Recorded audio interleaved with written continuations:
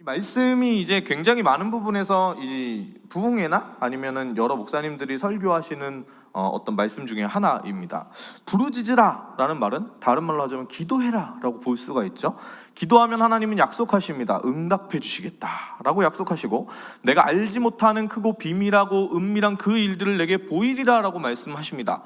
사실 이 상황에서 예레미야는 지금 그 시위대장의 뜰에 갇혀 있는 상황이거든요. 그 가운데 이스라엘 민족을 향한 하나님의 소망과 놀라운 그 하나님의 일들을 행하시겠다라고 주님이 예레미야에게 약속하시는 본문이 33장 3절입니다. 이 본문을 우리 가운데 가져오면 무엇을 알 수 있냐면, 우리가 하나님께서 계획하고 계신 크고 은밀한 일들 가운데 경험해보지 못하는 이유는 기도하지 않기 때문입니다. 어느 한 사람이 있었습니다. 어느 한 사람이 10년을 하루같이 아침, 점심, 저녁 하루에 3번씩 1시간씩 기도를 하는 겁니다. 주님, 복권 1등에 당첨되게 하여 주시옵소서. 엄청난 열심이죠. 하루에 1시간 기도하십니까? 그 1시간 기도하는 게 쉽지가 않잖아요. 근데 아침, 점심, 저녁 1시간씩, 하루 3시간씩 기도하는 겁니다. 하나님께서 이 기도를 들어주셔야 될까요? 안 들어주셔야 될까요? 복권 1등 당첨해달라고 하는 그 기도를 이 사람이 10년 동안 하루도 빠지지 않고 했는데, 10년 만에 하나님이 갑자기 나타나셔서 얘기를 하는 겁니다. 야, 너 진짜 답답하다. 그러면서 뭐라고 얘기하시는지 아십니까? 너 진짜 답답하다. 기도를 하는 건 좋다 그래. 근데 너 복권을 좀 사가지고 해야지 당첨을 되게 해주지. 내가 이거 어떻게 할 수가 있냐? 막 이렇게 우리가 하는 기도를 생각해 볼 때, 요 근래의 사람들은 기도에 대해서 제가 지금 얘기한 그런 접근법에 대한 생각들 좀 많이 하는 것 같습니다. 기도가 다가 아니다. 기도하고 난 다음에 우리가 행동해야 할 바도 있다 라고 이야기하는 형태로 많이 갑니다. 근데 맞는 얘기지만 틀리기도 합니다. 왜냐? 기도하지 않기 때문이죠. 기도 자체를 하지 않는 세대이기 때문에 만나서 대화를 해보면 늘 뭐에 걸리냐면, 말씀 읽고 기도하니? 그럼 할 말이 없어지는 거예요. 안 하니까. 근데 여러분, 제가 언젠가 새벽 예배 가운데 말씀드린 적이 있었는데, 한국교회의 기도원들이 다 문을 닫고 있습니다. 이 부분을 우린 좀 심각하게 생각해야 됩니다. 청년들이나 아니면 장년들도 마찬가지죠. 한국교회의 그 새벽 기도는 문화적인 형태로 인해서 농사를 지을 때의 생활 습관에 맞게 만들어진 문화입니다 라고 말했기 때문에 저녁 예배를 전환을 하는 교회들이 많이 있었습니다. 어떻게 됐는지 아십니까? 다 실패했습니다. 그러고 나서 한국교회가 깨닫게 된 것이 있는데, 새벽 기도는 능력이 부어지는 그런 장소이고 그런 시간이다라는 것을 명확하게 알게 됐죠. 여러분, 기도하면은 바뀝니다. 기도하면 하나님의 역사가 일어납니다. 크고 비밀한 일이 우리 가운데 일어나는 것이죠. 근데 기도하지 않으면 일어나지 않습니다. 오늘 저는 아주 여러분들이 솔깃할 만한 이야기를 좀 해보고 싶습니다. 응답을 다 받고 싶죠. 기도 응답을 받는 능력의 기도. 그 기도를 우리가 어떻게 할 수 있냐, 제가 오늘 그 얘기를 여러분들에게 해드리려고 합니다. 오늘 이제 연말이고 내일이면 이제 성구영신 예배 드리는데, 사실 우리끼리니까 제가 오늘은 좀 말씀에 대한 막 이런 것보다는 제 개인적인 삶의 어떤 경험들에 대한 이야기를 많이 해드리려고 합니다. 근데 좀 주의하셔야 될 게 뭐냐면, 저랑 이게 마음에 맞으실 수도 있고 안 맞으실 수도 있어요.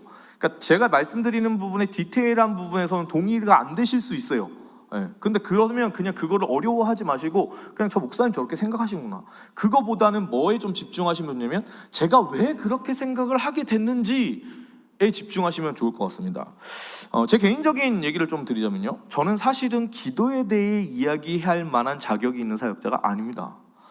저는 뭘 얘기해야 되면 찬양에 대해서 얘기를 해야죠. 찬양은 막 이러면서 막 예배는 여러분 하나님 앞에 막 이렇게 막 얘기하는 거, 그게 맞죠. 근데 말씀에 대해서도 사실 막 얘기하기 좀 애매해요. 왜냐면 지금 아직 배워가고 있고 제 나이가 아직 젊습니다. 젊습니다. 그러면은 이걸 누가 얘기해야 되냐면 담임 목사님이 하셔야죠. 담임 목사님이 하면 딱 맞는데, 응답받는 능력의 기도란 무엇인가? 이 주제가 그래서 저한테는 참 부담되는 주제이지만, 어쩌면 그렇기 때문에 이 부분을 제가 더 명확하게 이해할 수 있을 겁니다. 왜냐하면 여러분들이 김경호 목사님처럼 대단한 영성을 가지신 분들이 아니기 때문에 그래요. 그러니까 이제 약간 뭐냐면, 우리가 왜 그 영상을 봅니다. 영상을 보면 뭐 되게 놀라운 가수들이 막 김범수 뭐 이런 사람들이 가수 노래하는 걸 딱 보고서 나는 김범수다 그래서 노래방에서 노래하면 그렇게 할 수 있어요, 없어요? 없죠. 우리가 리오넬 메시, 크리스티아노 호나우도 이런 선수들이 축구하는 걸 보고서 동네 축구에 나가서 안현봉 형제가 아무리 경찰이더라도 뜁니다. 그럼 막 발재간을 보면 그렇게 뛸 수 있어요, 없어요? 없어요. 할 수가 없는 겁니다. 그러니까 뭘 봐야 되냐면 고만고만한 비슷한 수준에 있는 사람을 봐야지 그게 되는 거예요. 너무 잘하는 사람들 거 보면 소용이 없는 거죠. 왜냐? 그분들은 이미 경지에 다다르신 분이니까. 그래서 제가 이야기하는 게 좀 잘 맞지 않을까. 그래도 좀 급수 떨어지는 사람이 얘기하는 게 좀 현실적일 거다, 이런 생각이 들어서 이거 그래서 나보고 이걸 하라고 하셨나 보다. 그러고서 생각을 해보니까요, 기도라는 것이 제 어떤 삶에서 이렇게 봤을 때 미친 영향이 굉장히 엄청나더라고요. 그래서 그 얘기를 좀 하면 될 것 같다, 이런 생각이 들었어요.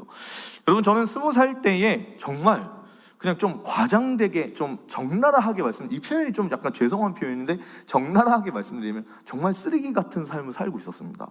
아무 소망이 없는 삶. 그래서 제가 청년 일부라고 해가지고 0세부터 24세까지 중앙교회 성도들을 제가 맡아가지고 우리 청년들에게 설교를 정말 많이 했는데, 그 설교를 할 때마다 맨날 얘기했어요. 나는 20대 때로 돌아가고 싶지 않다. 너무나 암흑기였다. 그 좌절 가운데 저는 소망이 없었거든요. 그런데 재미난 게 뭔지 아십니까? 그때 저는 믿음이 있었던 것도 아니고 신앙적인 어떤 기틀이 제대로 잡혀져 있는 것도 아니었습니다. 근데 단 한 가지, 어쩔 수 없어서 신학교에 있기 때문에 남들 다 기도할 때 1시간씩 기도할 수밖에 없었거든요.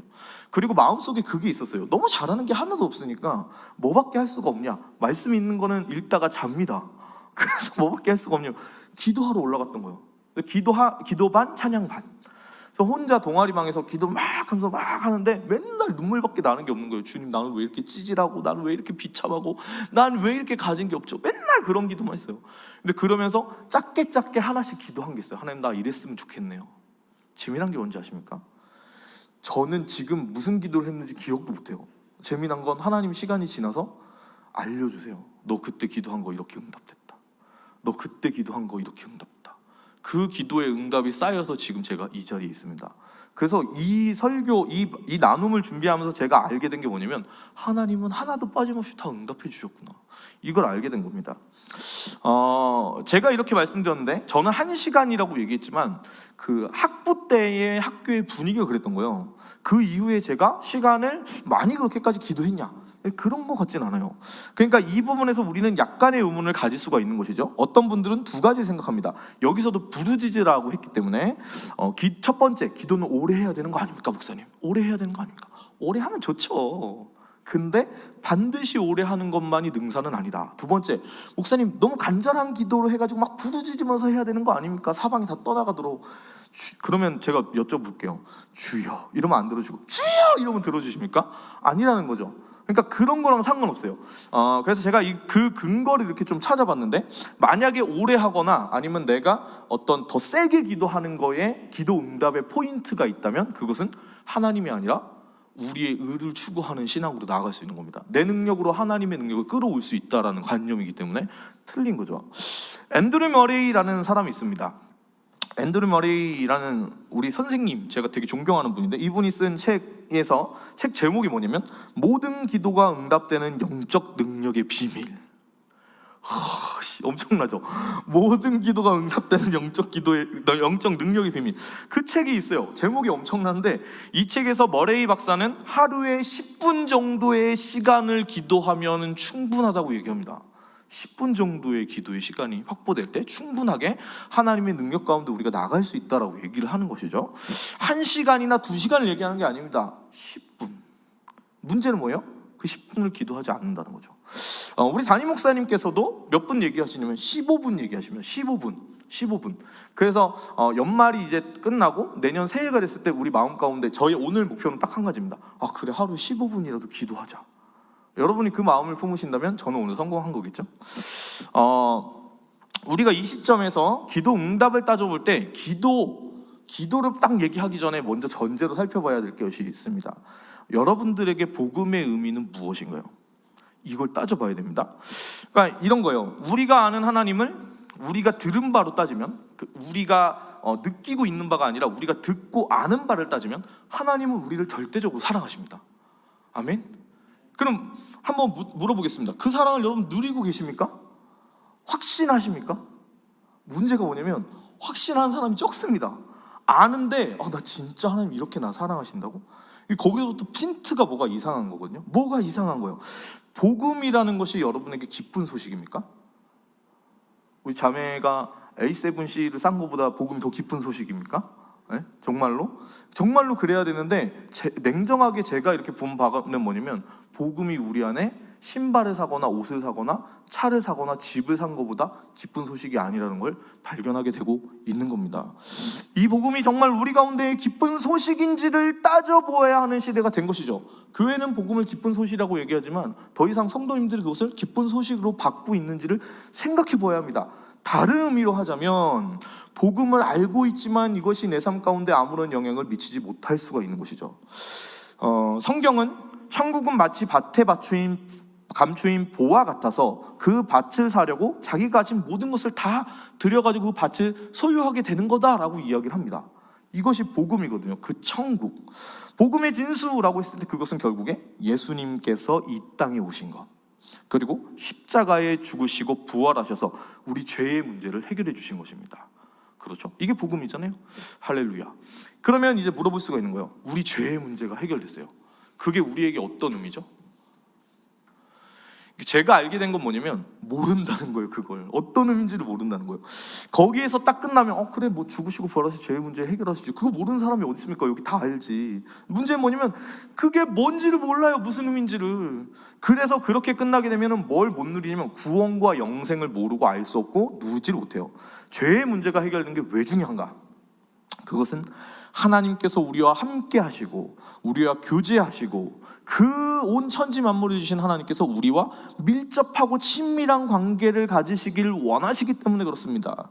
죄와는 함께 하실 수 없는 그분께서 예수 그리스도의 보혈로 말미암아 깨끗하게 된 우리를 자녀 삼아 주신 것이죠. 그래서 예수님께서 죽으실 때 성소로 나아가는 휘장이 찢어지는 겁니다. 그리고 하나님께서는 우리와 함께 대화하시고 만나시고 울고 웃으시면서 우리의 삶을 함께 하시길 원하십니다. 만약에 여러분이 우리의 김호중 형제가 굉장히 좋아하는 아이유가 있는데 아이유가 김호중 형제에게 매일 TV 프로그램으로 말미암아서 하루에 1시간씩 찾아와가지고 데이트를 해주는 프로그램이 있다고 해보세요. 그럴 리가 없어요. 꿈도 꾸지 마세요. 근데 혹시라도 있으면 어떨 것 같아요? 한 달 동안 걔를 1시간씩 만난다면. 네, 연예인 한 명을 만나는 것이 그렇게 될 수 있다는 거예요. 혹은 내가 어떤 분야에서 가장 존경하는 박사나 노벨상 수상자와 1시간 있을 수 있다면 어떨 것 같아요? 내가 가장 좋아하는 찬양 인도자랑 1시간 있을 수 있다면, 내가 가장 존경하는 목회자와 하루에 1시간씩 있을 수 있다면 어떨까요? 문제가 뭔지 아십니까? 그렇게 되면 우리는 명확하게 깨닫습니다. 우리의 삶에 변화가 있다. 재미난 건 하나님과 1시간 있는데 왜 변화가 일어나지 않죠? 왜 그 하나님과 또 만나고 싶어지지 않죠? 아이유와 30일을 만난 다음에 30일 마지막 그 다음 날에 아이유가 안 보고 싶을까요? 그건 모른다죠. 모른다요? 일어날 리가 없어요. 생각도 하지 마세요. 확실한 건 우리 하나님 어떤 분이시냐면 보고 또 보고 싶은 분이십니다. 예배라는 것은 예배 드리고 끝나고 개운하다, 이건 틀린 겁니다. 예배 드리고 나서 끝나고 집에 갈 때 예배하고 싶다, 또 예배하고 싶다, 이 마음이 들면 예배를 잘 드린 거거든요. 그래서 우리가 주님과의 그 깊은 교제 가운데 나아갈 때 우리가 경험하게 되는 것은 우리의 삶의 주인이 내가 아니라 하나님이신 것을 알게 되는 겁니다. 이것은 내가 인정하고 내 노력으로 어떻게 할 수 있다, 그렇게 하면은 실패합니다. 실패해요. 내가 아무리 내 주인 되신 주님을 어떻게 해보겠다 막 이렇게 해도 안 됩니다. 그건 그냥 알게 되는 거예요. 그리고 그 주님을 바라보게 될 때 내 안에 자연스러운 노력으로 일어나게 되는 부분입니다. 내가 애를 쓰는 게 아니라 노력이더라도 그 동기가 다르죠. 주님 바라볼 때 저절로 그렇게 노력하게 되는 것과 내가 억지로 애를 쓰는 것, 이건 다른 겁니다. 바로 우리 예수님께서 내 삶의 주인이 되시도록, 그래서 내 삶 가운데 주님이 다스리시도록 해가는 게 신앙이고 믿음이죠. 이게 참으로 맞는 얘기인데 참으로 어려운 이야기입니다. 왜냐면 그렇게 사는 사람을 본 적이 별로 없어요. 우리가 지금 이 부분에서 날이선 질문 하나를 맞이해야 하는데요, 만약 이 질문을 넘어가지 않는다면, 이 질문에 제대로 된 대답을 하지 않는다면 우리는 교회를 다니고 예수님에 대한 믿음을 고백하고 뜨겁게 찬양을 함에도 불구하고 우리의 믿는 믿음과 신앙은 거짓일 수가 있습니다. 그리고 그런 상황이라면 어떤 일이 벌어지면 내 상황에서, 내 삶에서 신앙과 실제 살아가는 삶에 괴리감들이 생기기 시작하는 거죠. 세상 살아가면서 혼란스러운 것들이 계속 우리 가운데 침범해 오게 되는 겁니다. 그 질문이 뭐냐? 당신에게 예수님은 전부입니까? 여러분에게 예수님이 전부입니까? 이것은 저의 이야기입니다. 제가 이 예수님 믿었을 때 저는 절대적인 믿음의 소유자가 되고 싶었습니다. 솔직히 말씀드리자면 좀 대단한 목사가 되고 싶었어요. 대충 믿고 싶지 않았던 거죠. 내 자신의 어떤 출세를 위해서도. 왜냐면 목회를 할 거니까. 누가 봐도 와, 저 목사님 훌륭하시네, 이런 얘기를 정말 듣고 싶었습니다. 대충 믿고 싶지 않아서 제가 이렇게 그 믿음이라는 거를 많이 고민해 보기 시작했는데, 제가 예수님을 믿지 않을 때에 가지게 된 의문들이 많이 있었거든요. 그게 뭐였냐면, 예수님 믿는 사람들을 보면서 가지게 된 의문이었는데, 누가 봐도 하나님을 믿는다고 말하는 사람들이 왜 저렇게 사는가? 그에 합당한 삶을 살고 있지 못한 거예요. 예수님 믿는 사람들이 착하고 순수하고 성실하고 더 정직하고 더 선한 영향력을 끼쳐야 되는데, 예수님 믿는 사람들이 더 악랄하고 거짓말을 많이 하고 자기밖에 모르고 남을 지켜 세우기보다는 자기가 교만한 가운데 자기 이름 내는 거에 바쁜 그 사람들, 정치를 하는 사람들을 보면서 제가 느낀 실망감이 굉장히 컸었습니다. 이상한 거였죠. 근데 문제는 뭐냐면, 저는 그래서 이 사람들이랑 상종도 안 해야겠다 이렇게 생각했었는데, 문제가 하나 생겼어요. 제가 예수님을 믿게 된 거예요. 원래는 그 사람들을 저는 공격을 하고 싶었거든요.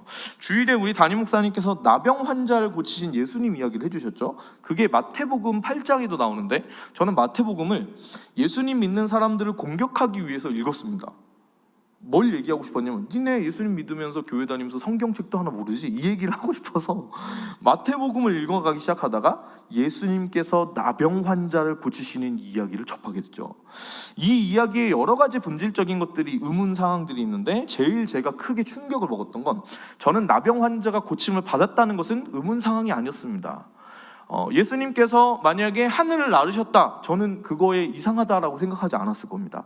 예수님께서 동정녀로 인해서 탕생하셨다, 이상한 게 아닙니다. 왜냐면 하나님의 아들이시니까, 그분이 하나님이시니까. 근데 저의 의문은 뭐냐면, 예수님께서 언제 이 나병 환자가 낫냐면, 나으라고 얘기하셨을 때 나병이 낫거든요. 근데 그 전에 예수님이 뭘 하시냐면, 손을 내미셔서 이 나병 환자에게 손을 대시는 거예요. 근데 그럴 필요가 없거든요. 나병이 여러분 어떤 병이냐면, 살갗이 문드러지고 썩어지고, 그 다음에 막 코가 막 이렇게 떨어지고 막 그런 병이거든요. 고름이 막 줄줄 흐르고 위생적으로 좋지 않은 병입니다. 근데 그거를 왜 굳이 대냐는 거예요. 그리고 그 당시에 보면 예수님이 그 나병 환자를 대할 때 주변에 수없이 많은 무리들이 있었습니다. 그 사람들이 볼 때 무슨 생각을 할까? 나병은 여러분 하나님께 저주받은 사람들이 받는 병이었거든요.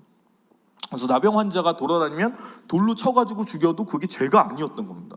근데 그 나병 환자를 굳이 손을 댄다. 이스라엘은 시체가 있을 때 그 시체 가까이 다가가서 손대면 안 되거든요. 부정해지기 때문에 나병 환자에게 손을 대는 것은 당연히 금지였습니다. 근데 예수님이 대시는 거예요. 그거를. 위험하잖아요.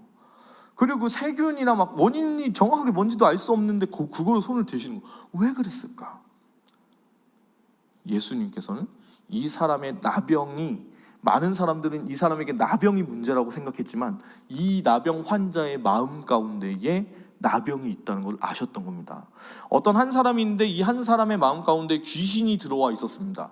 근데 기도해가지고 이 귀신이 떠났어요. 근데 떠난 다음에 이 사람이 그 심령 가운데, 내면 가운데 아무것도 채우지 않고 그냥 있었을 때 어떤 일이 벌어지면, 이 집 가운데 귀신이 7귀신을 데리고 와서 들어와 버리는 거죠. 처음엔 귀신이 하나가 있었는데 나중에 7마리가 돼버렸습니다. 그럼 어떻게 된 거죠? 더 심각한 상황이 된 거죠.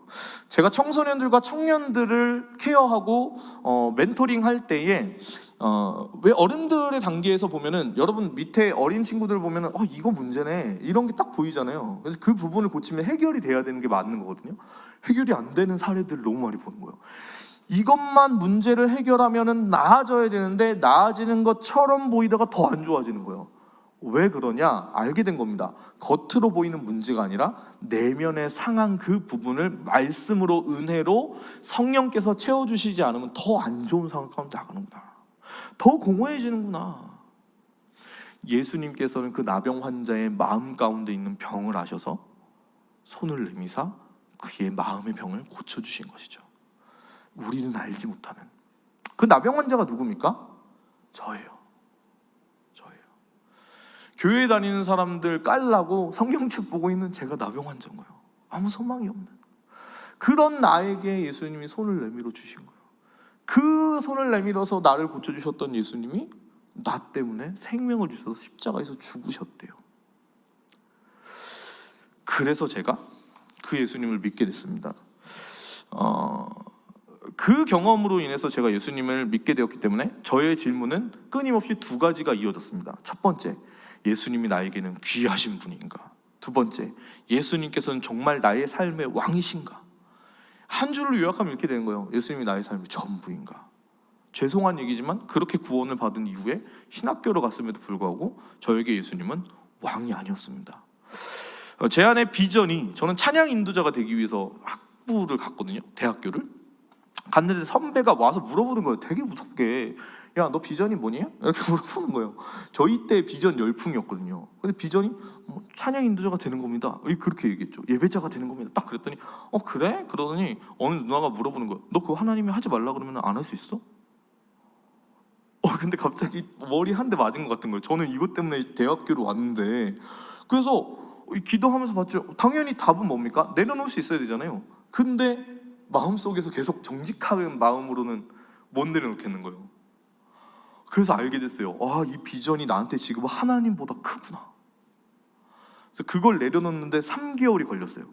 내 안에 내가 엄청나게 성장해서 멋진 사람이 되어야 한다는 그 압박감이 있다는 걸 저는 그때 봤고, 좋은 자리에 올라가고자 하는 마음이 있는 걸 봤고, 인기가 많아지고 영향력이 있는 사람이 되고 싶은 것도 제 안에 있는 걸 봤어요. 그래가지고 그 3개월 동안 처절하게 싸움하면서 그 마음들을 내놓고, 주님 알겠습니다. 찬양 인도자가 되지 않겠습니다. 안 하겠습니다. 때려치겠습니다. 딱 그렇게 얘기했을 때 그때부터 하나님이 넌 찬양 인도야. 그러면서 믿어주신 거죠. 그래서 어쩔 수 없이 지금 여기까지 오게 된 거거든요. 저는 분명히 얘기했습니다. 안 한다고. 안 한다고 얘기했어요. 그렇게 됐는데, 이 상황에서 중요한 것은 무엇이냐면, 날이 선 질문을 제가 제 안에 직면해서 받았을 때 명확하게 알게 됐던 거예요. 내 안에 예수님보다는 내가 내 삶의 주인인 상태로 내가 살고 있구나. 그때부터 저의 믿음의 여정은 시작이었습니다. 저는 신앙 초기에는 사실 엄청나게 많이 기도하는 사람이었습니다. 좀 잘못된 기도를 많이 하는 사람이었어요. 기도만 많이 해서 왜 편파적인 생각하는 사람 있잖아요. 권사님들 거의 대부분 훌륭하시고 집사님들 대부분 훌륭하신데, 어떤 부모님들 중에 이런 부모님이 있는 거예요. 내가 막 기도하고 있는데 세계 열방을 위해서 막 이렇게 기도하시다가 왜 좀 극단적이신 분들 있잖아요. 이렇게 있다가 아들이 와가지고 엄마 나 배고픈데 밥 주면 안 돼요라고 했더니 갑자기 이 성경책 집어 던지시면서 내가 지금 기도하고 있는데 라면 끓여 먹어 이렇게. 무슨 얘기인지 아시죠? 근데 제가 그런 기도하는 사람과 좀 비슷했던 것 같아요. 마음은 아주 순수했죠. 영적인 권세를 누리고 싶었습니다. 하나님과 친밀해지고 싶었습니다. 왜 친밀해지고 싶었을까요? 하나님 백 믿고 성공하고 싶어서. 사실 그 마음으로 진짜 열심히 기도했어요. 그러다가 서서히 기도와 말씀이 균형을 맞추게 되었는데, 그 말씀과 기도가 균형이 딱 맞춰지는 중간에 뭐가 있냐면 찬양이 있었어요. 찬양이. 저는 그래서 찬양을 하면서, 그 찬양이 말씀으로 쓰여진 곡들이 많잖아요. 그 찬양이 곡조 있는 기도잖아요. 그 두 개가 제 안에는 찬양으로 말미암아서 중간에 딱 마주치게 되는. 그리고 저는 다분히 감성적인 사람이어가지고 그렇게 우는 거예요. 그렇게 뭐가 그렇게 인생이 지금도 그렇게 울어요. 인생이 너무 불쌍해요. 제가 저를 바라보면 너무 불쌍하다. 그래서 막 이렇게 울고 막 기도하면 이제 마음의 이 어떤 감정적인 부분이 막 극단적으로 치달을 수가 있잖아요. 그런 것들이 찬양으로 말미암아서 오히려 말씀과 기도 안에서 좀 잘 이렇게 어우러지게 됐던 것 같아요. 근데 정직하게 제 삶의 주인이 저였던 거죠. 예수님이 아니었던 거예요. 근데 그게 잘못된 거잖아요. 잘못된 거예요. 내 안의 주인이 나면 안 되는데, 예수님이어야 되는데 나면 잘못된 거예요. 근데 재미난 게 뭐냐면 다 그렇게 살아요. 내 안의 주인이 나인 상태로 살아요. 주변에 보니까 다른 사람들도 내 안의 주인이, 당신의 주인이 예수님이어야 되는데 자기인 채로 살아요. 그러니까 무슨 생각을 하냐면, 다 그렇게 사는데 나도 그냥 그렇게 살지 뭐. 내 안에 그래 나 정도면 잘 믿는 거잖아. 그렇게 사는 겁니다. 잘못됐는데. 그러니까 어떤 일이 벌어지는지 아십니까? 예수 믿어도 안 바뀌는 거예요. 예수 믿어도 나는 안 괜찮아야 되는데, 이 상황이 안 괜찮은데 괜찮은 상태로 그냥 가면은 예수님이 내 안에 계심에도 불구하고 우리가 찬양하잖아요. 진짜 위험한 찬양이에요. 주님 한 분만으로 나는 만족해. 카메라가 없어도 만족해. 기타가 없어도 만족해. 우리 딸이 대학 못 가도 만족해. 이렇게 돼야 되는 거예요. 이렇게 돼야 되는 거예요.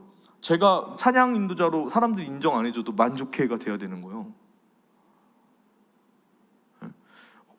잘못해서 집에 불이 나도 만족해. 이게 돼야 되는 거예요. 진짜 무서운 찬양입니다, 여러분. 그걸 우리가 가끔가다 저는 섬뜩섬뜩 놀라요. 이 의미가 뭔지 알고 고백하시는 걸까? 은혜 아니면 살 수가 없네. 오직 예수뿐이네. 와, 진짜 무서운 찬양입니다. 진짜 무서운 찬양입니다. 와, 그래가지고 이거를 제가 보게 된 거죠. 그래서 안 보려고 해서 문제지, 제대로 살펴보면 뭘 알게 되냐면, 예수님이 나의 주인이시면 일어나지 않아야 될 일들이 내 삶 가운데 일어나고 있다는 것을 볼 수가 있는 겁니다. 그래서 내 삶의 주인이 예수님이시라면 우리는, 예수님 말씀하셨죠. 나는 길이요 진리요 생명이다. 생명을 누리고 자유케 되는 것을, 진리가 너희를 자유케 한다라고 하신 그것을 우리가 누려야 돼요. 수고하고 무거운 짐진 자들아 다 내게로 오라 라고 얘기했는데, 교회를 다니는 수없이 많은 중직자들과 헌신자들은 수고하고 무거운 짐들이 너무나 많아가지고 오히려 교회에 와서 평안을 얻지 못하죠. 이상한 거 아닙니까? 왜 그럴까 봤더니, 많은 사람들이 교회가 문제라고 얘기했습니다. 많은 사람들이 교회의 시스템도 문제가 있다, 문화가 문제가 있다, 사람 많이 세우려고 그런 프로그램 만드는 거 아니냐, 뭐 이런저런 얘기 많이 했죠. 맞는 얘기일 수 있는데 근본적으로는 뭐 있냐면 우리가 가진 신앙에 문제가 있다는 걸 알게 된 거예요. 제가 제 신앙을 바라봤을 때 그렇다는 걸 보게 된 거죠. 그래서 제 삶의 주인이 예수님이 되게 하면, 진짜로 내 삶의 주인이 예수님이 딱 되게 하면, 우리가 성경이 약속하고 있는 그 모든 복들과 그 모든 응답들과 그 모든 은혜들을 받을 수 있겠다라는 생각을 하게 된 거죠. 복음에 문제가 있습니까? 하나님의 문제가 있어요? 아니요. 그 복음과 하나님의 문제가 없는데 그 받아들이고 소화하는 나한테는 문제가 있었던 거예요. 그래서 이제 그거를 소화하지 않고 씹어가지고 그냥 그대로 배출되어지는 거를 알게 됐기 때문에 제대로 소화를 해내야겠다라는 생각을 한 거예요. 그러면 복음이 영향을 발휘하는 것이죠. 애초에 여러분, 복음이 기쁜 소식인 이유는요, 하나님과의 관계 회복을 주는 기쁜 소식이기 때문에 그것이 복음, 기쁜 소식인 겁니다. 구원과 영생이라는 것을 우리는 또렷하게 알지 못해요. 신학생 누군가를 붙잡아가지고 보자는 거죠. 구원이 뭡니까? 이렇게 얘기하면 그게 무슨 의미인지 정확하게 설명 못해요. 그냥 구원이죠. 영생이 뭘까요? 영생, 영원한 생명. 죽은 다음에도 영원히 산다, 이걸 얘기하는 걸까요? 아니요. 성경이 얘기하는 것은 무엇이냐면 이 두 가지, 구원과 영생은요, 하나님과의 관계를 누리는 것이 구원이고 영생인 겁니다. 그러니까 우리가 예수님을 복음 가운데 믿는 믿음이 있음에도 불구하고 내가 하나님의 임재 가운데 동행하고 교류하고 하나님과 소통하고 있지 않다면 그건 구원을 누리지 못하고 있는 거죠. 그래서 이런 질문이 반드시 필요합니다. 어떻게 하면 그럼 예수님이 우리의 삶의 왕이 되시게 할까? 그렇죠. 이게 이제 어렵습니다. 저는 예수님이 어떻게 하면 내 삶의 왕이 되실까? 이거를 고민하면서 진짜 별의별 걸 다 해봤었어요. 근데 유일한 방법을 알게 됐습니다. 알려드릴까요? 예수님이 우리의 삶 가운데 왕이 되시는 방법, 세 가지 전제를 꼭 기억하셔야 됩니다. 그렇게 되기 위해 여러분이 제가 알려드린 그 답을 써먹으려면 세 가지를 꼭 기억하셔야 돼요. 첫 번째, 여러분 소기지 마십시오. 사람은 자기 편입니다. 사람은 자기를 향해서 자기 애를 가지고 있기 때문에 자꾸만 어느 정도의 타협을 하려고 합니다. 속이려고 합니다. 야, 이 정도면 괜찮지라고 생각하려고 하거든요. 그러면 안 돼요. 두 번째, 여러분 철저해야 됩니다. 이 부분은 널널하게 생각하면 안 됩니다. 이 정도까지 괜찮지 않아? 그러면 끝나는 겁니다. 그냥 아예 철저해야 돼요. 아예 그냥 이 부분에 있어서는 타협의 여지가 너무 강경해야 돼요. 세 번째, 방법을 정확하게 알아야 됩니다. 자, 그래서 그 방법은 뭐냐? 예수님이 왕이 되시는 방법은요,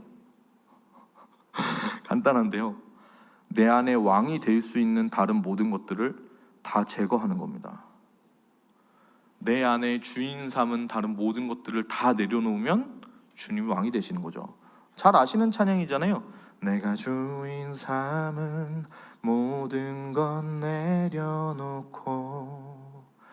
내 주 대신 주 앞에 나가 내가 사랑했던 모든 건 내려놓고 주님만 사랑해. 이 찬양을 참 좋아하시겠지만 여러분, 이 찬양 고백하지만 여러분, 이 고백이 여러분의 진실성을 담은 고백입니까? 여러분, 이 찬양의 고백처럼 살고 계십니까? 저희 때까지만 해도, 제가 신학교에 들어갈 때까지만 해도 사역자들에게는 진실성이라는 게 있었습니다. 저희 때까지만 해도 사역자들에게 성실함을 찾는다는 것은 그다지 어려운 일이 아니었습니다. 그런데 죄송한 얘기지만 지금의 목사와 전도사와 사역자들은 돈을 따집니다. 지금 부교육자로 해가지고 사람을 고용했을 때 그 사람들이 뭐라고 얘기하는지 아십니까? 내가 받는 돈의 액수가 이건데 너무 많은 일을 시키는 거 아니냐. 그게 사역자가 할 소리라고 생각하세요? 저는 맞다고 절대 생각하지 않습니다. 시대적인 흐름을 보면 시대적인 흐름은 이렇게 이야기합니다. 내가 청년인데 교회에서 나한테 쌀을 주고 밥을 주고 내 인생 피게 하는 게 아닌데 내가 일주일에 3-4번 교회 가는 게 너무 많은 손해 아니냐. 저는 의심이 됩니다. 예수님께서 당신을 위해 생명을 주셨다는 걸 정말 믿는다면 그렇게 얘기할 수 있을까요? 이게 아무 생각 없이 교회에 헌신만 하고 그대의 일상의 모든 삶을 포기하라고 얘기하는 게 아닙니다. 오히려 더 힘든 길이고 더 어려운 길을 얘기하는 겁니다. 재정이 왜 중요하지 않겠어요? 중요하죠. 우리가 이 재정이라는 부분이나 여러 가지 부분의 삶에 있어서 우리가 그리스도인으로서 세상 바깥에 살지만 세상 안에서 또 살아가잖아요. 그러니까 돈이 필요하지 않다고 얘기하는 게 아니에요. 저 되게 현실적인 사람입니다. 그런데 우선순위에 있어서 그게 하나님보다 높지 않은지는 진짜 생각해 봐야 한다는 거예요. 다 거짓말인 거예요. 그러니까 어떤 사람은 막 이렇게 얘기해요. 헌신도 중요하죠. 근데 재정도 중요합니다. 거짓말입니다. 제가 해본 바로 거짓말이에요. 제가 찬양을 이렇게 하면서 결국에는 그 마음이 조금이라도 들면은 틈타는 거를 계속해서 보게 되는 거죠. 돈이 예수님보다 큰 거예요. 진짜로 예수님이 돈보다 크면 차라리 그런 얘기를 하지 않습니다. 돈이 중요하더라도 그냥 그 마음을 내려놔야죠. 교회를 일로 섬기면 돈을 따지게 되는 거예요. 누군가는 이렇게 말하겠죠. 목사님 너무 극단적입니다. 맞아요. 극단적인 얘기고 저에게만 해당하는 얘기예요. 이 주장은 그냥 제가 채택한 거예요. 이게 절대적으로 옳다. 어디 가서 오 목사님이 그렇게 얘기했는데 너 왜 그러냐 이렇게 얘기하지 마세요. 제가 틀릴 수 있는 거거든요. 그런데 제가 찬양 사역을 하면서 진짜 재정적인 부분의 유혹을 숱하게 경험하게 됐어요. 정말로. 제가 주안에 있을 때 나오기 바로 직전에 어느 큰 교회 가가지고 사역을 하게 되는데 밴드나 이런 친구들을 재정을 주고 데리고 가는 거거든요. 데리고 가는 거예요. 근데 2군데를 섬기는 거였는데 생각보다 많은 돈이 들어요. 저희 아내는 알지 못해요, 이 상황을. 근데 오늘에서야 밝히는 게 뭐냐면 그때 데리고 딱 갔는데 기도를 하는데 주님이 마음을 주시는 거예요. 야, 너 그 교회에서 돈 받을 생각하지 마. 이런 얘기를 하시는 거예요. 그래서 아니 그게 인천 노회에서 2번째로 큰 교회인데 돈을 안 줄까요? 하나님이 말씀하시는 거예요. 너 생각하지 마. 생각하지 마. 갔어요. 했어요. 근데 진짜 돈을 안 주는 거예요. 진짜 깜짝 놀랐어요. 설교하고 찬양인도 다 했는데 재정을 안 주는 거예요. 근데 제 마음 가운데 뭐가 일어나냐면 괜찮습니다. 알고 있었습니다. 하나님이 알려주셨습니다. 막 이러면서 거기 있는 목사님도 막 안심을 시키고 막 이러면서 그냥 왔죠. 근데 마음속에는 사실은 어떤 마음이냐면 불이 일듯 일어나는 거. 이런 이게 말이 되냐. 아니 작은 교회도 아니고 개척교회도 아니고 이게 무슨 말이 되느니 막 별의별 마음이 막 생겼는데 그때 하나님 딱 집어서 뭐라고 하시냐면 너로 인해서 내가 너를 사용했는데 너는 그걸로 인해서 만족할 수 없니? 너가 손해본 것만 생각하냐? 너 나 때문에 괜찮을 순 없니? 근데 안 괜찮더라고요. 제가 그 모든 상황을 숱하게 경험해보면서 알았어요. 맞죠. 그 상황에 제가 돈을 재정을 그래도 어느 정도라도 다는 아니더라도 주는 게 맞죠. 근데 뭘 알게 되냐면 교회는 챙겨주는 게 맞는 거고요, 저는 생각 안 해야 되는 거예요. 그걸 알게 된 거예요. 예수님께서 돌아가시면서 못이 박히시는데 한쪽 팔에 못을 박히시면 잠깐만, 다른 쪽 팔에 못을 박으려면 1억을 더 내라. 이렇게 얘기하시는 걸 여러분 보고 싶으십니까? 그렇게 안 하셨잖아요. 돈이 중요하지 않다는 얘기가 아닙니다. 분명 말씀드리지만 사역자도 먹고 살아야 되죠. 재정이 어느 정도 분명 들어와야 됩니다. 저는 청년들에게도 분명히 얘기해요. 교회에만 떠도는 거룩한 백수가 되지 말라고. 일주일 내내 교회에 살지 말라고. 청년들에게는 도전합니다. 여러분은 세상 가운데 가장 탁월한 자리를 차지하십시오. 이걸 어떤 사람은 고지론이다 뭐다 막 이렇게 얘기하지만, 제가 얘기하는 거는 이 타고남이라는 건 높은 자리를 얘기하는 게 아니고 여러분에게 맡겨진 그 자리에 작은 일 가운데 충실함으로 인정받는 사람이 되십시오. 여러분들이 공부를 하고 있다면 그 공부하는 부분에 여러분에게 허락하신 한 가장 좋은 성적을 받기 위해서 달려가십시오. 교회에서도 인정받고 세상에서도 인정받지 못하면 잘못하고 있는 겁니다. 왜냐? 이제는 내가 산 것이 아니라 내 안에 계신 그리스도께서 사시는 것이기 때문에 그렇죠. 예수님 때문에 여러분, 우리가 지지부진하게 살던 게으름이 있다면 그게 사라져야 되는 겁니다. 그런데 내가 키운 실력조차도 하나님이 주신 것이라면 그 실력과 그 재능과 그 자질들이 내 삶의 주인이 되지 않아야 합니다. 저는 그래서 어떻게 살았냐면 다 퍼주고, 무상으로 퍼주고, 필요한 사람에게 전부 넘겨줬어요. 그래도 돼요.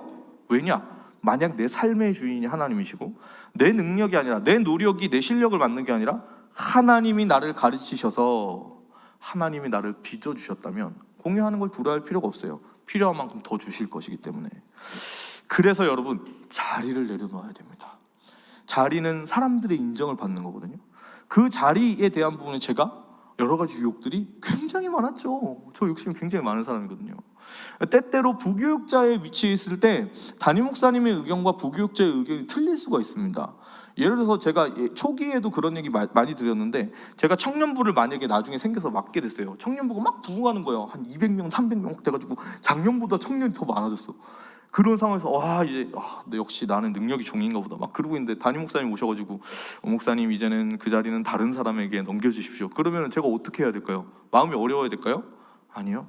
감사합니다 목사님, 여태까지 잘 섬길 수 있었습니다 라고 하지 못하면 내 삶의 주인은 나인 겁니다. 세상은 여러분 사랑을 이야기하죠. 하지만 결국엔 이기적인 생각을 우리에게 줍니다. 왜냐하면 세상은 자기를 사랑하라고 이야기하기 때문입니다. 성경은 우리들 한 사람이 귀하다라고 말합니다. 하나님께서 우리를 그렇게까지 사랑하신다고 말하는 것이죠. 하지만 성경이 이야기하는 것은 우리가 손해보고 우리가 아파하는 것을 발악하면서 부당하다, 이건 잘못됐다라고 소리쳐야 한다고 이야기하지 않습니다. 성경은 오히려 고난 가운데에 우리가 낮은 곳으로 나아가야 한다고 얘기하는 것이죠. 성경이 이야기하는 믿음은, 신앙은, 예수님의 제자가 된다는 것은 내 아픔이 있음에도 불구하고 감당하는 것입니다. 내 아픔이 없어지길 그거 없애려고 노력하는 게 아니라 그 아픔이 있음에도 불구하고 감당하는 것, 내 감정이 불일 듯 일어남에도 불구하고 그 감정을 없애는 것이 아니라 그 감정 붙들고 주님 그 길 따라가는 것, 내 권리를 주장할 수 있음에도 포기할 수 있는 것을 이야기하는 것입니다. 그래서 다른 사람을 향해 나아가서 다른 사람을 살리는 것이 성경이 우리 가운데 원하는 것이죠. 한 알의 밀알이 떨어져 많은 열매를 맺는 원리, 예수님으로 인해 많은 생명이 살아난 것처럼 명심하십시오. 내가 잘 되는 것, 내가 돈을 많이 버는 것, 내가 좋은 위치에 올라가는 것 좋습니다. 그 자체가 나쁜 게 아니에요. 하지만 기억하십시오. 거기 올라가고 그런 돈을 벌고 그렇게 우리의 의지로 그것을 추구하는 상태로 살면, 그 자리에 올라가고 돈을 벌고 그런 어떤 잘 되는 것 자체는 문제가 아니지만 내 의지로 그것을 추구해서 살게 되면 우리는 누구를 잃게 되냐면 예수님을 잃게 될 겁니다. 그러므로 여러분, 생각하지 마십시오. 내 안에 그것들이 주인이 되지 않게끔 다 내려놓으십시오. 인생 한 번 사는 겁니다. 그 가운데 정말 필요한 것이 무엇이죠? 예수님, 주님 한 분 붙드는 겁니다. 그렇게 붙잡았을 때에 하나님이 올려주시면 그냥 가는 거죠. 근데 그게 아니면 그냥 지금 맡겨주신 그 부분에서 감사할 수 있어야 하는 겁니다. 근데 물어볼 수가 있는 거죠. 여러분 삶 가운데 주어진 모든 상황이 하나님께서 이미 우리 가운데 풍족하게 주신 감사할 만한 제목이 넘치는 삶인 것을 인정하십니까? 이미 우리에게 그렇게 주신 거예요. 근데 우리들은 삶의 여러 가지 부분을 보면서 원망과 불평이 가득하고 막 그렇지 않습니까? 우리의 삶의 주인이 예수님이시라면 사실 우리 안에 있는 그런 불평과 그런 원망들은 조금은 이상한 거예요. 여러분, 억울해서 우리가 기도하게 되는 순간이 있습니다. 그때 감정이 올라오면 알 수가 있어요. 당연히 올라오는데 그 감정이 올라올 때 알아야 돼요. 주님이 내 마음 품어주시길 원하시는구나. 근데 냉정하게 말하자면 그 감정이 올라온다는 건 뭐냐면 그 감정 올라오게 한 그 상황을 내가 내려놓아야 한다는 것을 하나님께서 사인으로 알려주시는 거예요. 다른 부분들을 붙잡으려고 하는, 내 삶에 다른 안정감을 두려고 하는 그 부분들을 다 사라지게 하면, 그러면 그때에서야 비로소 이야기할 수 있는 것들이 생깁니다. 내 안에 예수님이 주인이시구나. 조금 과하게 말씀드리자면 그 전까지는 여러분 주님을 사랑한다는 모든 말들은 거짓말입니다. 사랑한다고 말하는 그 사랑이 진실하지 못하기 때문이고, 사랑한다 말하지만 예수님을 사랑한다 말하면서도 언젠가는 변할 수 있기 때문이고, 사랑한다 말하지만 주님 앞에 드리는 것이 어떻게든 아까워지기 때문이고, 사랑한다고 말하지만 예수님 때문에 손해보려고 하지 않기 때문에 그것은 진짜가 아닌 겁니다. 그런데 여러분, 예수님이 우리의 삶의 참된 주인이 되시면 어떤 일이 일어나냐면 회복이 일어나죠. 그러면 우리가 하나님과의 친밀한 관계를 누리게 되는 겁니다. 그때 알게 되는 것이 있는데 뭐냐면요, 하나님은 우리의 기도에 늘 응답하시는 하나님이십니다. 모든 기도가 응답되는 비결이라고 하면 많은 사람들은 뭐를 생각하냐면 내가 원하는 소원 이루는 방법을 듣고 싶다고 생각하거든요. 근데 기도는 그런 게 아닌 거예요. 모든 기도가 응답되는 비결은 뭐냐면 하나님이 내 모든 기도에 응답하고 계시다는 걸 아는 거예요. 기도라는 것은 원어적 의미로 따졌을 때 아가가 아빠에게 칭얼대며 구하는 것이거든요. 그 맞는 거예요. 그래서 하나님 이것 주세요, 하나님 저것 주세요. 하나님 그거 듣기 좋아하세요. 싫어하지 않으세요. 그게 저급한 기도라고 생각하지는 않으세요. 하지만 우리가 기도를 하면 할수록 우리의 기도가 잘하게 되는 것을 경험해야 되거든요. 그러면 그때에는 우리가 어떻게 기도하는, 우리가 알게 되는 게 있는데 그 뭘 알게 되냐면 기도는 내가 하는 게 아니구나, 이걸 알게 됩니다. 기도는 여러분 우리 뜻대로 우리가 구하는 거를 얘기하는 게 아니고 내 안에 내주하시는 성령 하나님께서 하늘에 계신 하나님께 간구하는 것이 되어야 하는 것이죠. 그래서 어떻게 기도해야 돼요? 하나님, 성령께서 내게 임하셔서 내가 무엇을 구해야 할지 알려주세요 라고 말을 하는 겁니다. 늘 기도할 때 그렇게 기도하라고 하잖아요. 그런 의미예요. 엄밀하게 따지면 기도는 내 안에 계신 하나님이 하늘 아버지와 독백하는 거예요. 그때 여러분 참된 기도는 시작됩니다. 그 기도의 문은 내가 가진 바를 하나님께 토로할 때 열리는 게 아니에요. 언제 열리냐? 기도의 문이 열릴 때는 내게 말씀하시는 하나님의 뜻과 음성을 들으려고 할 때 열립니다. 말하려고 하는 게 아니라 들으려고 할 때. 시간이 지금 좀 많이 지났지만 이게 굉장히 중요한 얘기잖아요. 그래서 좀 더 말씀을 드리자면 파워스테이션이라는 팀이 있어요. 그 팀이 제가 맡을 때는 좀 많이 사그라드는 팀이었지만 엄청난 영역의 팀이었거든요. 저는 고등학교 때 꿈이 파워스테이션 찬양인도 되는 거였어요. 그 팀이 어떻게 그런 팀이 됐냐면 교육자들이 모여가지고 기도하면서 얘기를 한 거예요. 하나님, 우리한테 뭘 원하시죠? 우리가 듣겠습니다. 그때 하나님 말씀하셨대요. 나는 찬양 집회를 하고 싶다. 3명이 모였는데 3명이 다 이거는 사자의 음성일 수 있겠다 이렇게 생각을 했대요. 그래서 이제 정교육자들이 다 모여서 기도를 하는 거죠. 하나님, 우리에게 말씀하여 주시옵소서. 하나님이 그렇게 얘기하셨대요. 찬양 집회를 하고 싶다. 거기는 모든 사람들이 다 의심합니다. 이거 사단의 음성인 것 같은데 선생님들이 다 모입니다. 그래가지고 최종적으로 200명이 모여가지고 기도를 했는데 하나님 뭐라고 하셨냐면 나는 찬양 집회를 하고 싶다. 그들이 믿을 수가 없었던 게 왜 그러냐면 온누리교회 가셔서 청소년 예배 드려보시면 알겠지만 청소년 애들이 예배를 절대 안 드리거든요. 근데 주중에 찬양 집회를 연다고? 이건 불가능한데? 이런 생각을 가지고 했는데 하나님께서 그 집회를 통해서 하나님의 일들을 이루신 것이죠. 그 집회 때문에 제가 지금 목사가 된 겁니다. 네. 우리에게 여러분, 우리가 하나님의 그 말씀을 듣기 시작할 때 하늘의 이야기가 시작됩니다. 기도는 능력이죠.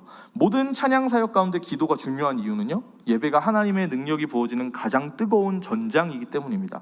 기도하지 않으면 100점 100패하기 때문에 우리가 예배하고 찬양하고 말씀 가운데 선포할 때에 사단은 패배하고 떠나가게 되는 것이죠. 그래서 사단은 그렇게나 우리 예배를 무너뜨리려고 하는데 그 예배가 승리하기 위한 가장 기본적인 초석은 기도하는 것입니다. 그러면 이렇게 얘기하면 누군가 저한테 의문을 가져요. 들어요, 목사님? 어떻게 들어요? 들으면 되는 거예요? 이렇게 묻는 분들에게는 이렇게 얘기할 수 있습니다. 말하기도 해야 돼요. 예수님과 하나님과 관계하는 것은 사귐과 데이트와도 같습니다. 생각해 보세요. 두 분이 이렇게 데이트를 하는데 연수자매가 얘기를 하고 현봉 형제가 5시간 만났는데 듣기만 하면 괜찮아요? 반대로 생각해 볼게요. 5시간 자기 얘기만 하고 안 들으려고 하면 만나겠어요? 안 만나죠. 헤어져야 돼요. 서로가 얘기하고 주고받는 거잖아요. 그것처럼 하나님 앞에 우리가 그런 관계를 가져야 되는데 왜 들으라고 하냐면 우리는 너무 많이 얘기하고 아예 들을 생각을 안 하기 때문에 그래요. 그러니까 제가 그것도 발견했어요. 어떤 분들은 들을 수 있다라는 전제 자체를 못 하시더라고요. 그렇게 우리가 하나님과의 깊은 사귐 가운데 나아가서 대화를 나누게 되면 뭐가 우리 가운데 부어지냐면 하나님 마음이 부어지는 거예요. 하나님 마음. 우리 삶에 있어서의 모든 문제는요, 마음이 소통되지 않아서 연결되지 않을 때에 일어나는 문제입니다. 오해하게 되거든요. 사람들 사이에서 제가 순전하고 착하게 대우해봐야 오해가 생기는 그 상황에서는 아무 소용이 없는 거예요. 아픔이 있으면 생길 수가 있는 거더라고요. 내가 아무리 좋은 마음을 품어도 이 마음이 정확하게 잘 이렇게 연결돼가지고 주고받아지지 않으면 그런 일들이 생긴다는 것을 알게 된 거죠. 하나님과의 관계도 마찬가지인데 우리는 하나님을 오해할 수가 있습니다. 그래서 딱 그렇게 자극적인 것들에 끌리는데, 이렇게 자극적인 것들에 계속 노출이 되다 보면 이렇게 얘기할 수 있어요. 나는 응답받고 싶은데 왜 하나님 응답 안 해주세요? 근데 하나님과의 관계의 회복이 일어나면 알게 돼요. 하나님은 이미 내 모든 기도에 응답해 주시는 분이십니다. 응답해 주지 않는 것 같은 그 상황 가운데에서도 하나님이 이미 응답하신 거예요. 어떤 상황에서 우리는 이미 주어진 응답을 외면하고 내가 원하는 거를 해달라고 쪼를 수가 있거든요. 저는 너무 사랑하는 관계를 가지게 될 때 알게 되는 게 있다고 믿습니다. 나를 향해 뭘 더 못 줘가지고 미안해하는 부모님이야. 그 사람의 마음이 알게 되어질 때 내가 얘기한 거 이 사람이 안 들어줄 거라고 생각할 수가 없는 거죠. 나 그렇게 사랑하는데. 하나님이 여러분 우리 아버지십니다. 그래서 저는 뭘 가져야 된다고 믿냐면 신앙의 초코파이를 가져야 된다라는 확신을 가지게 됐습니다. 신앙의 초코파이. 초코파이 아세요? 나이가 드니까 제가 눈이 침침해져요. 아직 젊지만 나이가 드니까 마음이 약해지고 나이가 드니까 당이 부족해지는 거죠. 그래서 우울해지고 아파하고 힘들어할 때 가끔은 물을 수가 있어요. 너무 힘드니까 야, 너 지금 복음이 너의 삶에 영향을 미치고 있어? 너의 삶의 주인이 지금도 하나님이야? 아닐 것 같을 때, 그런 순간 그 감정이 들어온 이유는 명확하게 알게 되는 거죠. 내가 지금 주님이 아니라 나를 보고 있기 때문이구나. 그럼 그럴 때마다 저 스스로에게 노래를 불러줍니다. 명곡인데 들려드릴게요.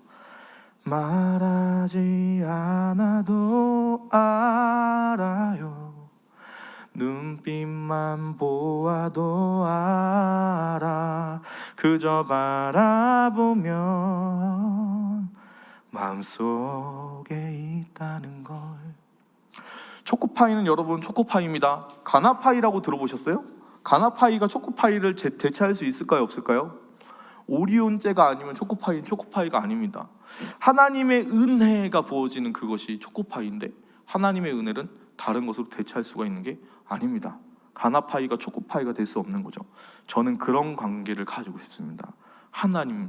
하나님과의 그 친밀한 가운데 눈빛만 보아도 아는 것, 말하지 않아도 아는 것, 그렇게 주님을 알아가는 것. 그래서 어떤 상황이든 간에 불리한 그 상황 속에서 주님 편 들어드리는 것. 왜 그렇게 해야 합니까? 예수님께서 우리에게 그렇게 하셨기 때문입니다. 제 삶을 보면 제가 분명 말씀드리는데 앞에서 말한 것처럼 저는 처절하게 찬양을 했지 처절하게 막 그렇게까지 기도하는 사람이었는지 잘 모르겠어요. 근데 그냥 조금 열심히만 기도했거든요. 왜냐면 교육자를 해야 되니까. 일반적인 성도들보다는 열심히 했겠죠. 그런데 생각해보면 제 삶의 기본적인 관념들, 그리고 제 삶의 기본적인 스탯이 있잖아요. 출발선이 다른 사람들보다 많이 처졌음에도 불구하고 하나님께서는 지금 제 삶 가운데 너무 많은 것을 부어주신 것 같아요. 왜 이렇게 다 들어주시고 제가 대충 넘어가듯 기도한 것도 하나님은 진짜 야, 너 못 믿어? 내가 네 아버지야, 내가 네 하나님이야, 이런 어떤 그 확신이 들 만큼 하나씩 다 들어주셨거든요. 저희 아내랑도 결혼 못할 뻔했는데 하나님 기적적으로 돌이키게 해주셔가지고 결혼까지 할 정도로. 그리고 그 가운데 하나님 마음 가운데 나갔을 때 하나님은 능력을 부어주시더라고요. 그 전까지 저는 그렇게까지 주목받는 찬양 인도자 그런 거 아니었던 것 같아요. 근데 어느 순간 되니까 저는 점점 못하는 것 같은데, 나는 점점 개판으로 가고 있는 것 같은데 사람들은 점점 찬양이 너무 은혜가 있대요. 그래서 그 순간 어느 순간 알게 됐어요. 내 힘으로 하는 게 아니라 능력을 부어주시는 것이구나. 제 힘으로 살 때 저는 극복할 수 없는 것들이 많이 있었는데 하나님의 능력이 부어지니까 사람들이 그 가운데 그 하나님의 임재를 느끼기 시작하더라고요. 노래를 잘한다, 음악적으로 탁월하다, 이런 얘기를 하지는 그런 얘기를 듣고 싶었던 게 아니고 진짜 듣고 싶었던 얘기가 뭐였냐면 목사님 찬양은 은혜가 있어요. 목사님 찬양하면 하나님의 임재가 있어요. 이 얘기를 너무 듣고 싶었는데 그 사람들이 제가 그 듣고 싶어 했다는 생각을 까먹을 때쯤 와가지고 얘기를 해주는 거예요. 제가 중앙교회를 그만둔 지금도 청년들이 그렇게 얘기를 해요. 같이 예배드렸던 그 상황, 하나님의 임재가 있었던 그때가 그립습니다. 우리 기도에 응답받을 수 있는 어떤 비결에 대해서 제가 여러분들에게 말씀드렸습니다. 다른 게 아니었죠. 하나님 이미 우리를 그렇게 사랑하시고 응답해 주시는 분이십니다. 그 믿음 가운데 나아가기만 하면 되는 거예요. 여러분, 이제 연말입니다. 내년 새해가 시작됩니다. 우리 믿음으로 사는 교회의 표현은 믿음의 선한 싸움을 싸우라입니다. 하늘에 소망을 두라. 우리가 그렇게 나아가기 위해서 한 가지를 세워야 됩니다. 주님, 내 안에 내가 주인 삼은 모든 것들 다 내려놓고 오직 예수님만 내 삶의 주인이 되게 하여 주시옵소서. 그 믿음의 고백으로 이 남은 연말을 마무리하고 새해를 준비하는 저와 여러분 되었으면 좋겠습니다.